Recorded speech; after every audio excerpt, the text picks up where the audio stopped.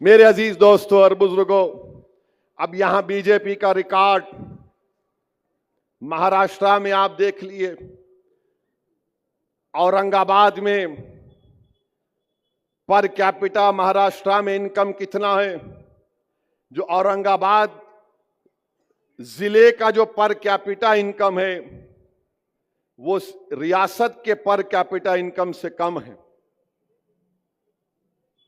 आप देख लीजिए कि महाराष्ट्र में बेरोजगारी का तनासुब यानी परसेंटेज 3.3% है। महाराष्ट्र के शहरों में बेरोजगारी 5% है। देही इलाकों में, गांव में 4% बेरोजगारी है।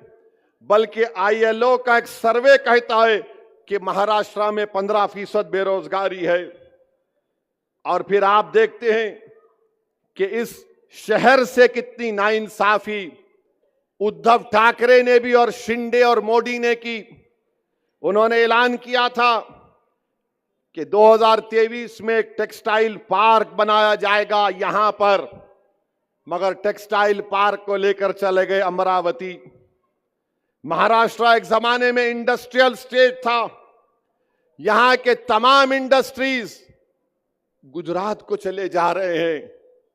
क्या शिंदे, क्या फडणवीस, क्या उद्धव ठाकरे आपको दिख नहीं रहा है कि एक टाटा एयरबस, वेदांता फॉक्सकॉन, ये दोनों को मिलाए तो 1,80,000 करोड़ के बराबर प्रोजेक्ट थे। गुजरात को चले गए क्योंकि मोदी जी बोले मैं भाषण दूंगा महाराष्ट्र में आकर, हिंदू मुसलमान का झगड़ा खड़ा करूंगा, वोट हासिल कर लूंगा, मगर मैं पैसा गुजरात को लेकर जाऊंगा। फिर आप महाराष्ट्र की इकोनॉमी देख लीजिए।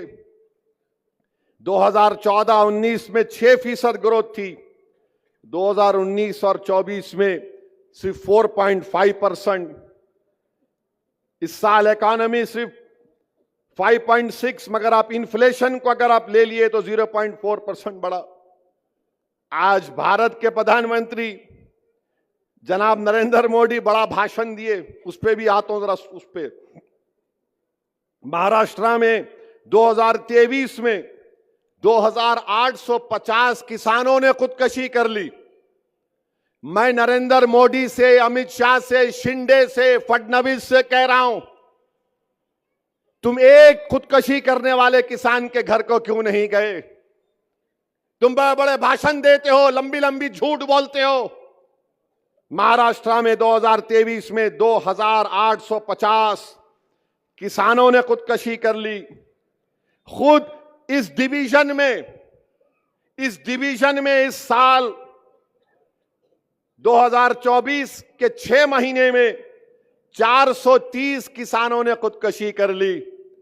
अरे ये जो उम्मीदवार नासिर के खिलाफ खड़ा है, ये जो उम्मीदवार इम्तियाज जलील के खिलाफ खड़ा है, ये जो उम्मीदवार वेस्ट औरंगाबाद से खड़ा है, अरे 6 महीने में इस डिवीजन में 430 किसानों ने खुदकुशी कर ली।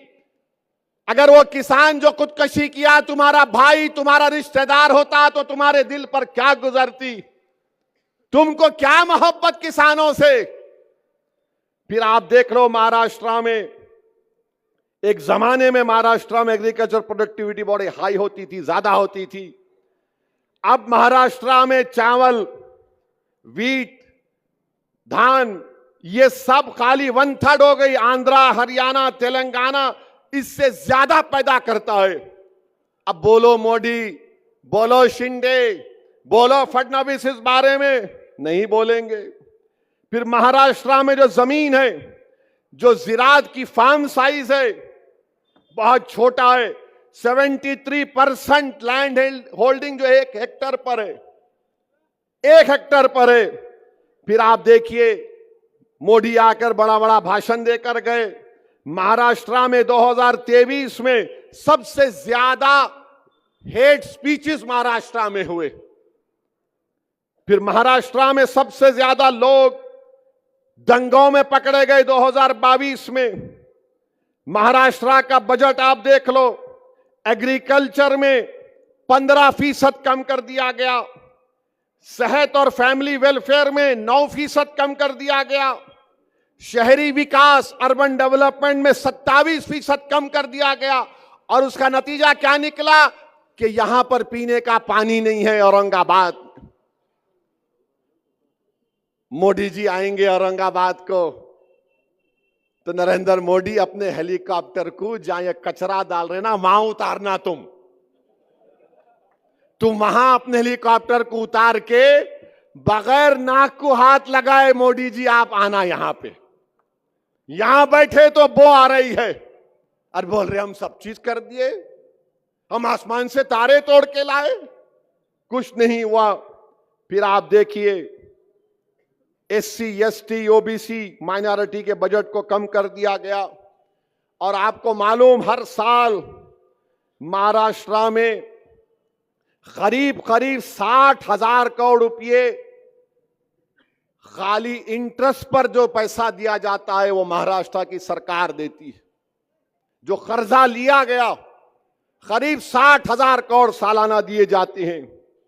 अच्छा, ये शिंदे बोल रहे मैं लाडली बहना दिया, अच्छा किए, जेब से दिए, घर का पैसा है तुम्हारे, पब्लिक का पैसा है।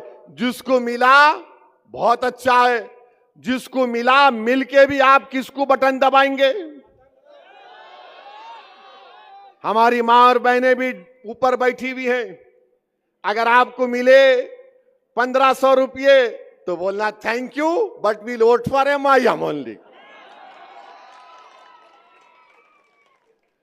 इन्हों अपने जेब से दे रहे क्या? 60 साल से नाइंसाफी करे, मिला अच्छा है और मिलना था। अच्छा, अब ये मैं सुना कि बाज लोग बांट रहे भी मिठाई, ए तो आना चलना, ये मेरे पद यात्रा में चल। अच्छा, कोई टून भी है तो बोले तो आके बैठ मेरे जलसे में, तेरे को इतने पैसे लो, मिठाई खाओ। इनका ने बहुत आया मोदी के पास से, मिठाई खाओ बोल रहा हूं मैं। अब मिठाई गुलाब जामुन भी हो सकती, जो दे रहे खाओ, छोड़ो मत, यही मौका है खींचने का। फिर आप देखो माइनॉरिटी का बजट सिर्फ 975 करोड़। अब ये लोग बोलते अरे मंजलिस के साथ जीत गए तो क्या कर लिए रे तेलंगाना में, क्या कर लिए वहां तेलंगाना में? यहां पर महाराष्ट्र का वजारत अखिलती बहबूद मिनिस्ट्री ऑफ माइनॉरिटी का बजट 975 करोड़ रुपये, तेलंगाना में 3000 करोड़ रुपये। ये ताकत होती है सियासी ताकत, ये कमजोर नहीं समझ पाएंगे। तो मेरे अजीज दोस्तों और बुजुर्गों, फिर जो हॉस्टल बनाना था हमारी बच्चियों के लिए शहरों में, उसमें भी शिंदे पैसे कम कर दिए।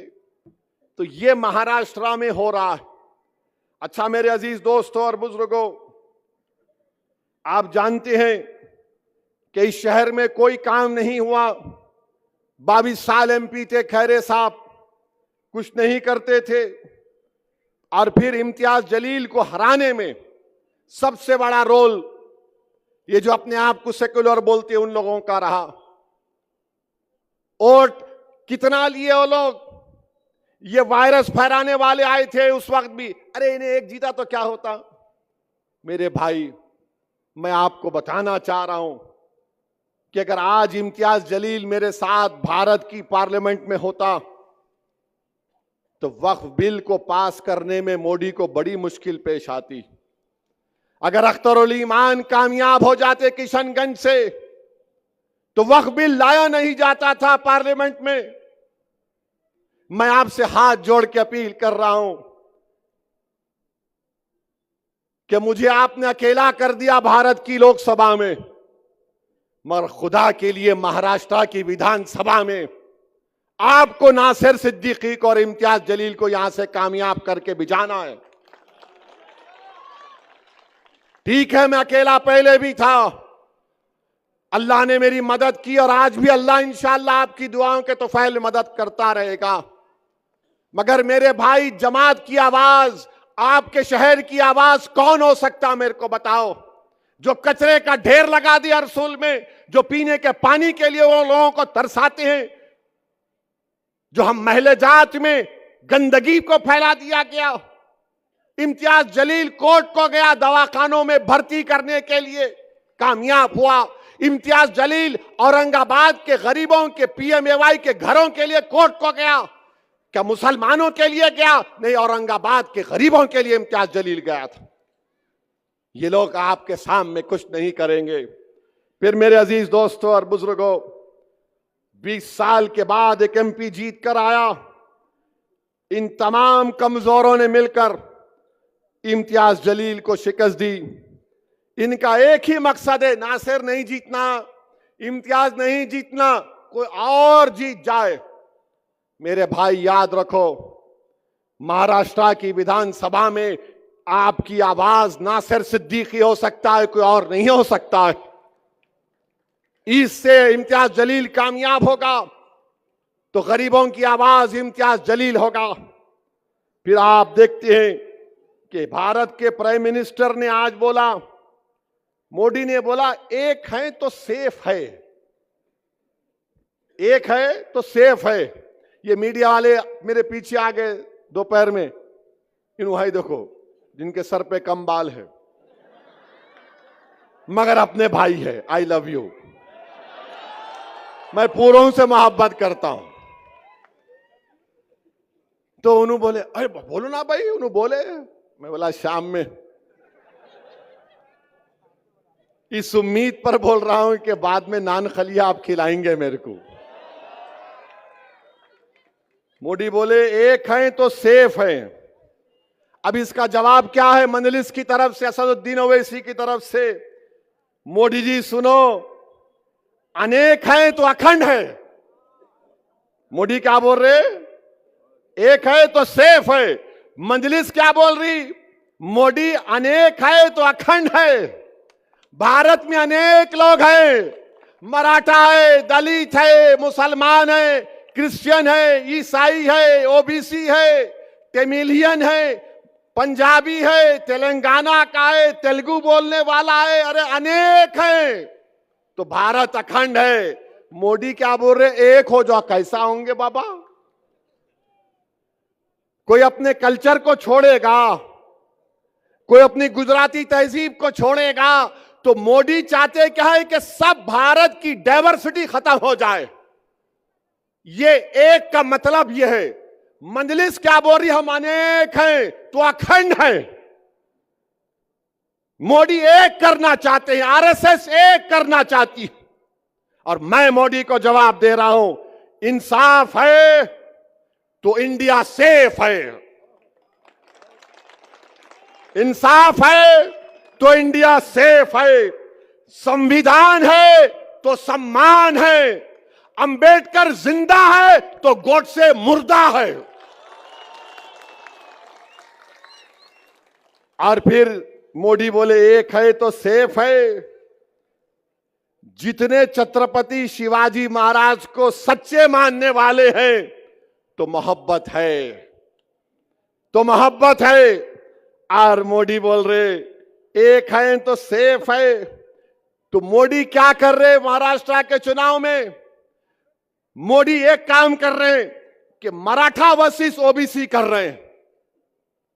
मोदी क्या करना चाहते हैं? मैं हमारे ओबीसी भाइयों को बोल रहा हूं कि इसकी साजिश में मत आओ आप।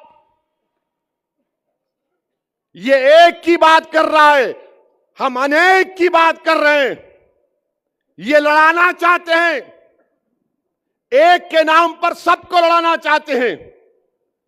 आप इनकी साजिशों में मत आओ। अच्छा मोदी जी ये तो बताओ, एक है तो सेफ है, तो आपने क्यों कहा था 2024 के पार्लियामेंट के इलेक्शन में राजस्थान में आपने हिंदू बहनों से कहा था कि आपका मंगलसूत्र निकाल कर मुस्लिम औरतों को दे दिया जाएगा? और आप आज महाराष्ट्र में आके बोल रहे एक है तो सेफ है। फिर मोदी ने कहा आपकी भैंस को लेकर मुसलमानों को भैंस दे दिया जाएगा। मोदी ने कहा था कपड़े देखकर पहचानो। अगर एक है तो सेफ है तो बताओ मोदी, आपके घर से चंद मिनट के फासले पर दिल्ली की सड़कों पर किसका खून बह रहा था, किसको बेघर कर दिया गया था, इसका बात नहीं करेंगे। और फिर मोदी बोलते हैं एक है तो सेफ है। मोदी जी वो इतने 4 साल से चीन जो कब्जा करके बैठा हुआ है, तो अब कल से भाजपा वाले बोलेंगे ए ओवैसी क्या बोल रहा है, डेप्सांग डेमचाक पोंगसांग सू में चीन पीछे हट गया। चीन पीछे हट गया, अब वहां पे बर्फ है, 25 पेट्रोलिंग पॉइंट पे हम नहीं जा सकते। मैंने नहीं कहा, लद्दाख की एसपी ने कहा, मोहतरमा ने कहा। तुमने डेमचाक डेमसांग में बफर जोन बना दिए। क्यों बनाए तुम बफर जोन? किसी के बाप की जमीन नहीं, भारत की जमीन है वो। तुमने डेमसाक डेमचाक लद्दाख का नाम लेकर तुमने चाइना को अरुणाचल प्रदेश में यांगजी में वहां पर पेट्रोलिंग राइट्स दे दिए। कहां अरुणाचल, कहां लद्दाख। और इसी पार्लियामेंट में राजनाथ सिंह ने खड़े होकर अरुणाचल प्रदेश के यांगसी के बारे में कहा था, चाइना यूनिलैटरली हमारे बॉर्डर को बदलना चाहता है। आज मोदी चाइना को अरुणाचल प्रदेश में पेट्रोलिंग के राइट्स दे दिए। और फिर मोदी क्या समझते कि जो मेरे को मान लिया उन्हें देशभक्त है, जो नहीं माना उन्हें देशभक्त नहीं है। मैं आपको नहीं मानता मोदी जी, क्या करेंगे आप? मैं देशभक्त हूं, मैं नहीं मानता तुम्हारे को, मैं तुम्हारी आइडियोलॉजी को नहीं मानता। मैं तुम्हारे साथ जब तक जिंदा हूं तुम्हारे से खिलाफ लड़ता था, लड़ता रहूंगा इंशाअल्लाह ताला। मैं नहीं मानता तुम्हारी आइडियोलॉजी को जो लोगों के दिलों को तोड़ती है। मैं नहीं मानता तुम्हारी आइडियोलॉजी को जो लोगों की नफरत की दीवारों को उठाती है। मैं नहीं मानता तुम्हारी सोच और फिक्र को जो भारत को कमजोर करना चाहती। मगर मोदी क्या बोलते, मेरी तारीफ करो, तुम देशभक्त हो। और by the way China Modi का दोस्त हो चुका है आजकल। मेरे अजीज दोस्तों और बुजुर्गों, मैं आपको बताना चाह रहा हूं कि आज नासर के खिलाफ भी कैंडिडेट है। कौन है उन्होंने? क्या शिवसेना वाले उद्धव ठाकरे, सॉरी 2 शिवसेना हो गए, दोनों मिलके घी चाट रहे। एक घी खा लिए, एक चाट रहे। किसने CAA बिल की तायीद की थी पार्लियामेंट में? किसने NRC की तायीद की थी? किसने ट्रिपल तलाक की तायीद की थी? किसने UAPA के कानून की तायीद की थी? किसने, जब वक्फ बिल पेश हुआ तो उद्धव ठाकरे के MP नहीं थे लोकसभा में, मैं देखा हूं। कोई उद्धव ठाकरे के MP नहीं थे लोकसभा में, पूरे बाहर चले गए। जब वक्फ का बिल पेश हुआ तो कौन लड़ रहा था? उस वक्फ के कानून के इंट्रोडक्शन पर असदुद्दीन ओवैसी अकेले लड़ रहा था। और मैं आपको आज दिल की बात बता रहा हूं, मुझे माफ कर देना औरंगाबाद के गयूर लोगों, मैं जब अकेला खड़े होकर उसके इंट्रोडक्शन के खिलाफ लड़ रहा था तो 2-2 बार मेरी जबान से निकल गया, इम्तियाज मियां उठो, इम्तियाज मियां उठो, मगर इम्तियाज मियां यहां बैठे थे। मेरे भाई, ये वक्फ का कानून मस्जिदों को छीन लेगा अगर यह कानून बनता है। यह कानून बनता है तो दरगाहों को छीन लेगा, ईदगाह की जमीन को छीन लेगा, कब्रिस्तानों को छीन लेगा। इतना गंदा बिल बनाया गया।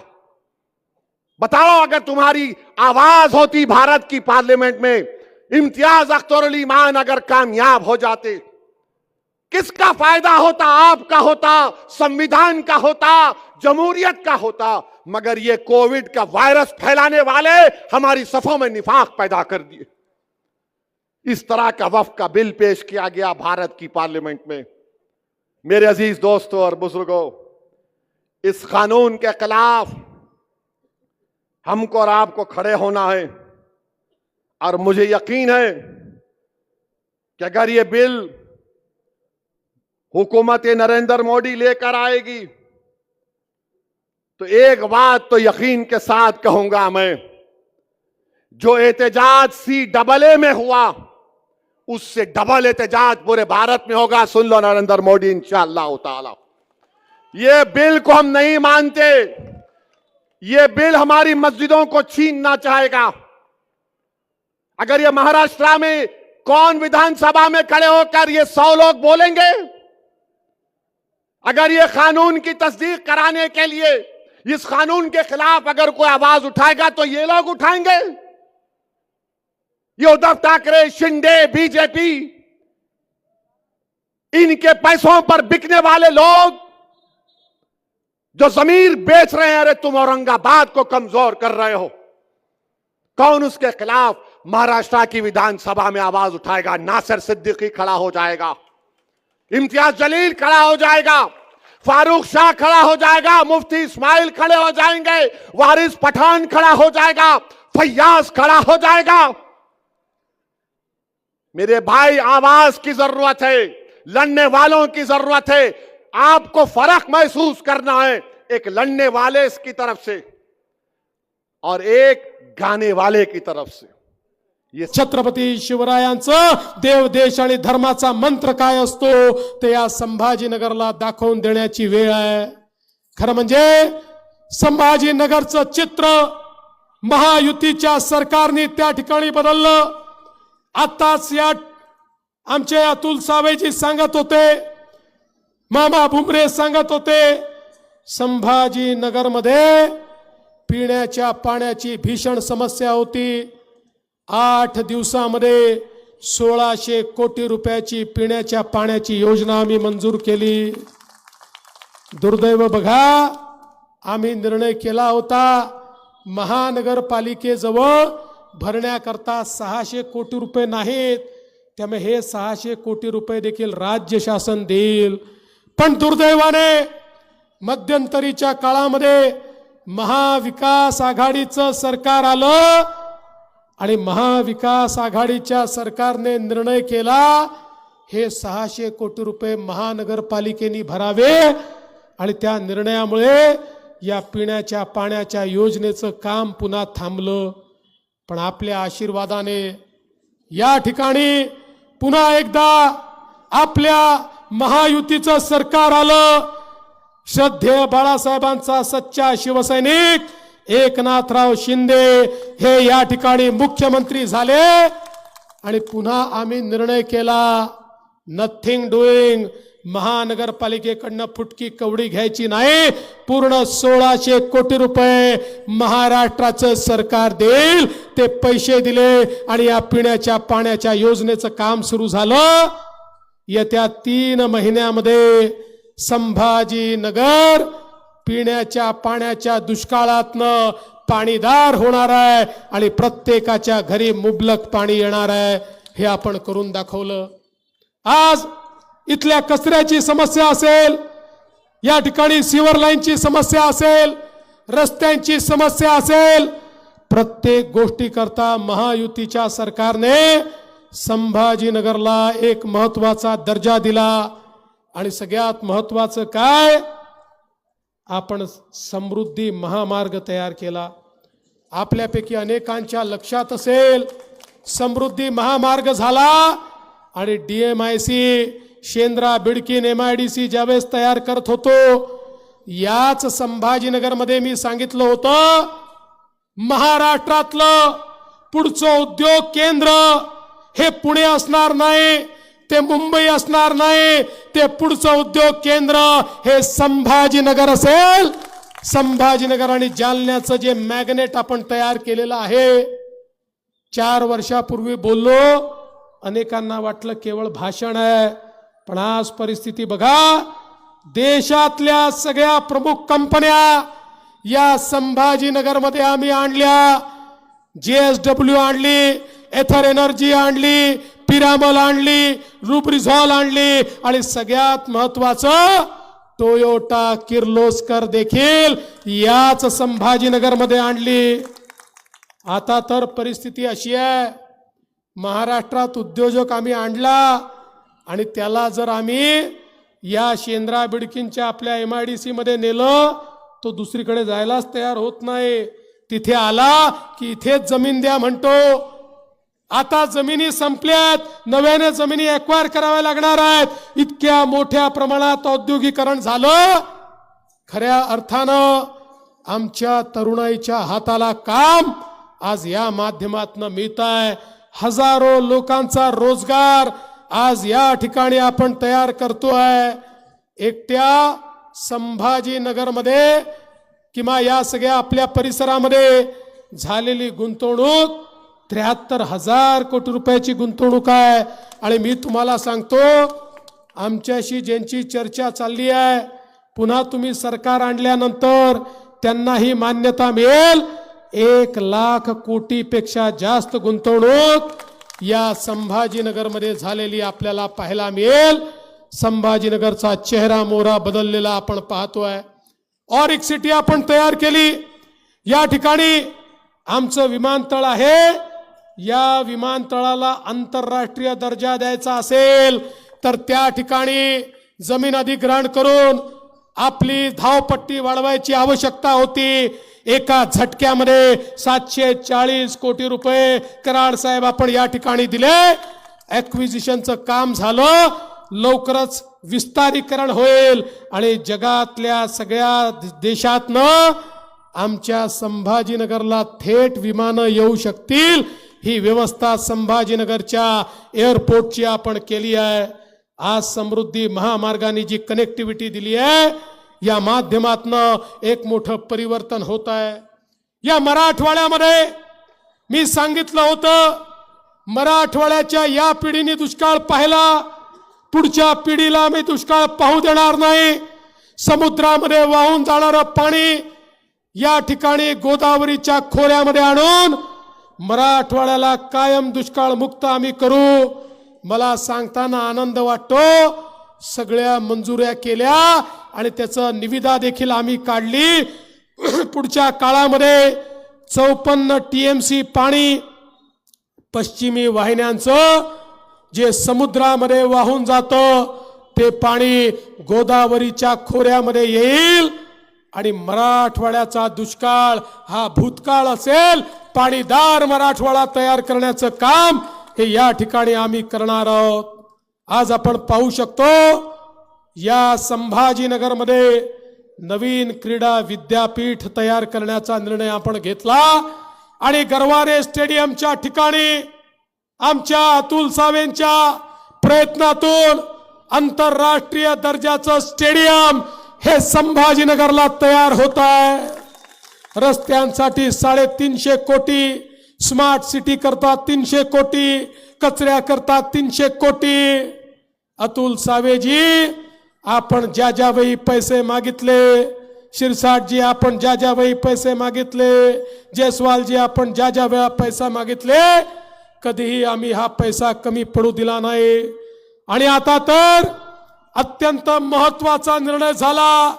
अतुल सावेजी सातत्याने सिडकोचे प्लॉट लीज होल्डचे फ्री होल्ड करा म्हणून मागणी करत होते. आमचे शिरसाटच त्या ठिकाणी अध्यक्ष झाले आणि आमच्या कॅबिनेटने निर्णय केला, आता सिडकोचे प्लॉट लीज होल्डचे असणार नाही, ते फ्री होल्डचे असतील आणि 20 रुपयाचा दर केवळ 2.5 रुपयावर आणण्याचं काम हे आपल्या सरकारने या ठिकाणी केलं.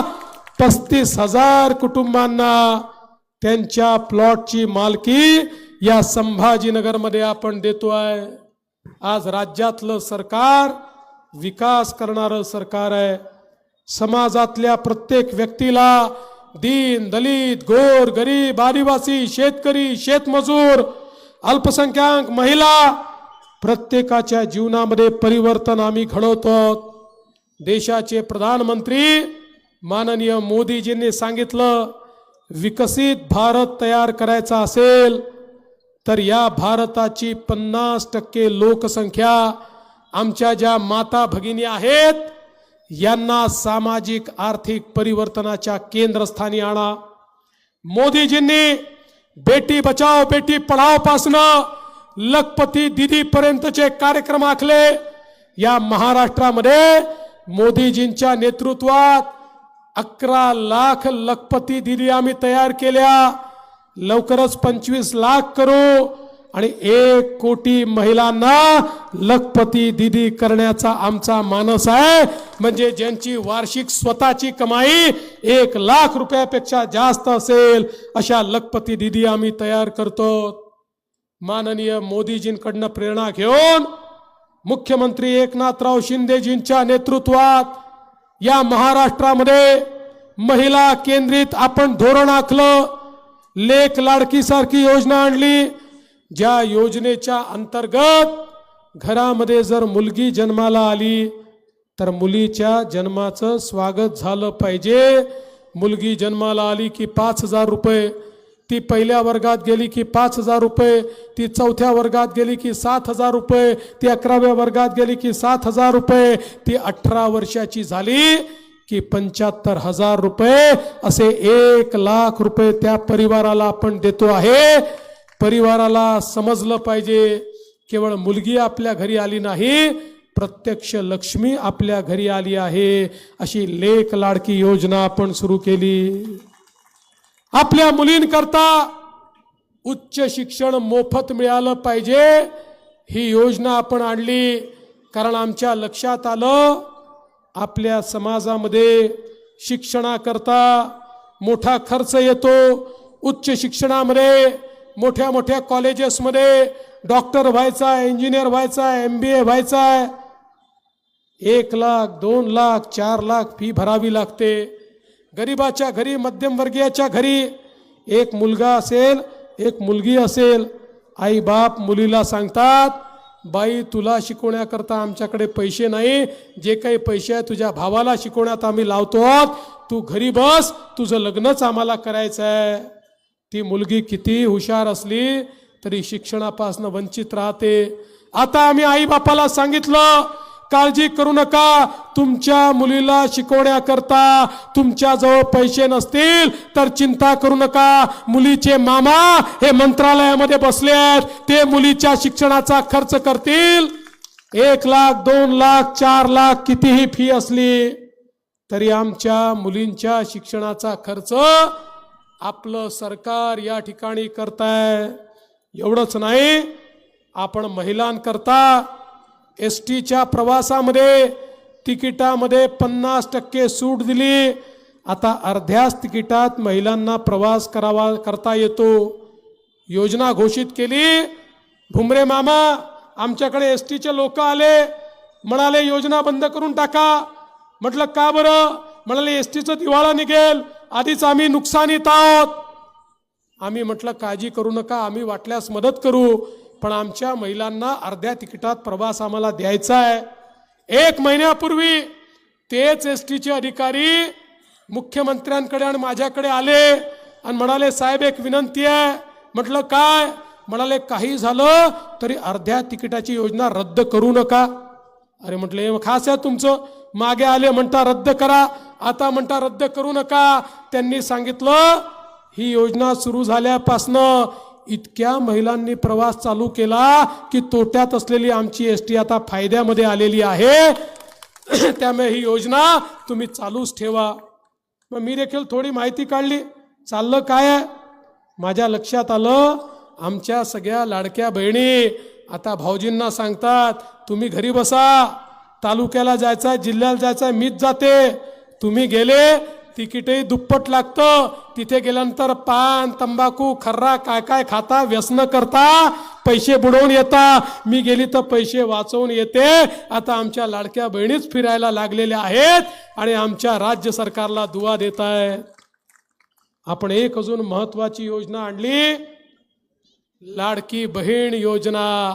मुख्यमंत्री माझी लाडकी बहीण योजना, ज्या योजनेच्या अंतर्गत 1,500 रुपये महिलांच्या खात्यामध्ये दरमहा आपण देतो.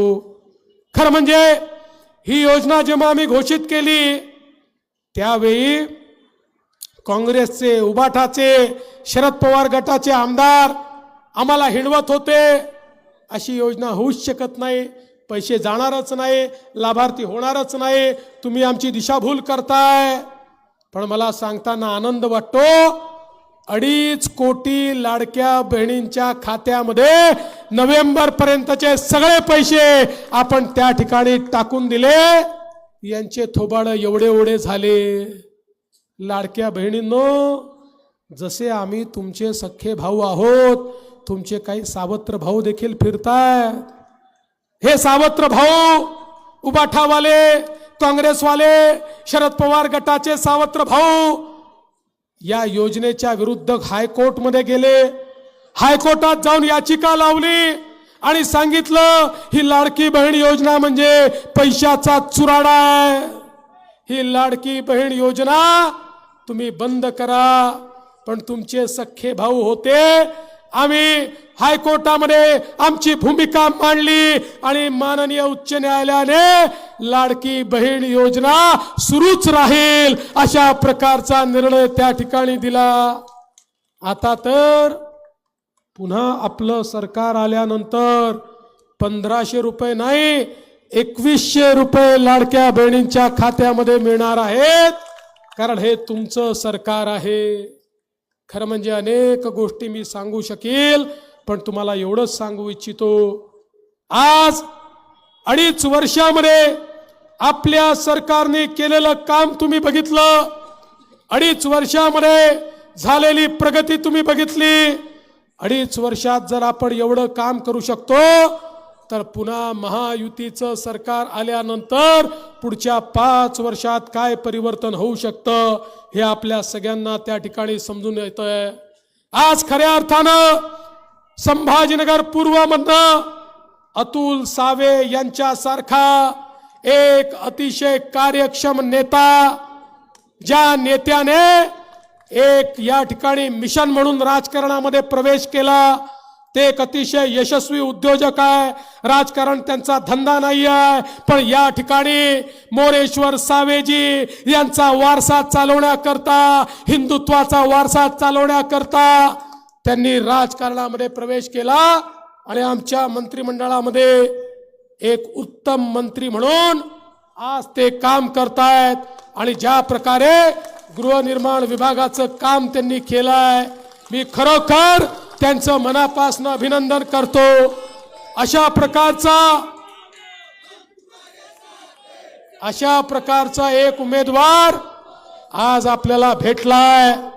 मला विश्वास आहे आता अतुल सावेंची हॅट्रिक ही पूर्वमधनं होणार. आणि त्यासोबत आमचे संजय भाऊ शिरसाट आणि प्रदीप भाऊ जयस्वाल हे देखील त्या ठिकाणी सेंचुरी मारणार. आणि या संभाजीनगरमध्ये उबाठा असो का MIM असो, काँग्रेस असो का शरद पवारजींची पार्टी असो, सगळ्यांचा सुपडा साफ करून महायुतीस पुन्हा भगवा फडकवणार हा विश्वास व्यक्त करतो आणि माझं बोलणं संपवतो. धन्यवाद. जय हिंद, जय महाराष्ट्र, भारत माता की, छत्रपती शिवाजी महाराज की, जय श्रीराम, जय श्रीराम.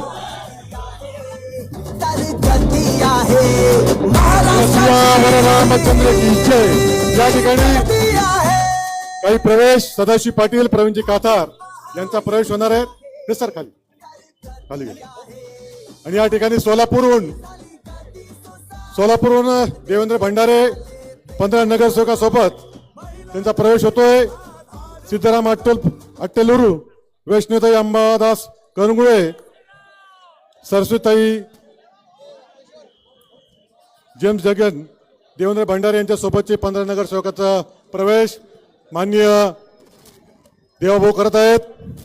सोलापूरहून आलेले सर्व मित्र आपल्या पक्षामध्ये प्रवेश करत आहेत. त्यांचं हार्दिक स्वागत मी लक्ष्मीकांत थेटे यांना विनंती करतो.